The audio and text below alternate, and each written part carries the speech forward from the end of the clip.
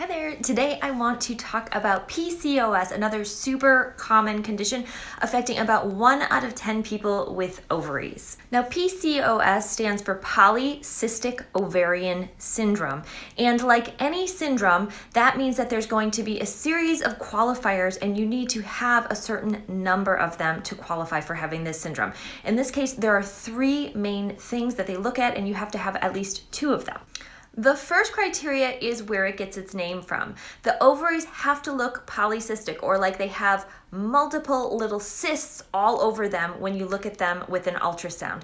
Now, these cysts can be cysts, we'll talk about that in a second, but more often they're actually lots of little pods, little follicles technically, that have eggs in them. And people with PCOS just have more than the average number of these eggs and follicles on the surface of their ovary. So there's lots going on there. The second criteria is you have to have a higher than normal amount of androgens. Those are male hormones in your body.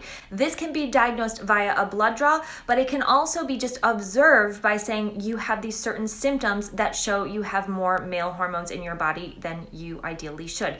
It can be hair that grows on the face or abdomen. It can be hair loss on the head. It can be extra acne and general weight gain. The third criteria that can qualify you for having PCOS is just having irregular or missing periods or cycles.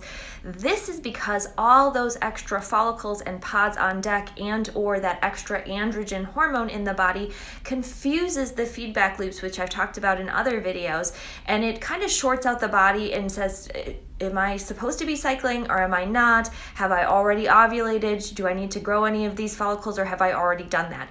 And so because this messes up the feedback loops, it can confuse the cycle and ovulation can stop happening or happen very irregularly and cycles can stop altogether. Between the extra androgens and all those little pods on the ovary giving off hormones, all that together confuses the body, but it also can feed into the ovaries getting cysts, actual cysts, easier. So sometimes there are cysts, but a lot of times there's not, and it's just all this activity from the follicles on the ovaries that are really showing up on an ultrasound and looking like cysts. Remember, you only need 2 out of 3. Some people have all 3, but some people only have 2.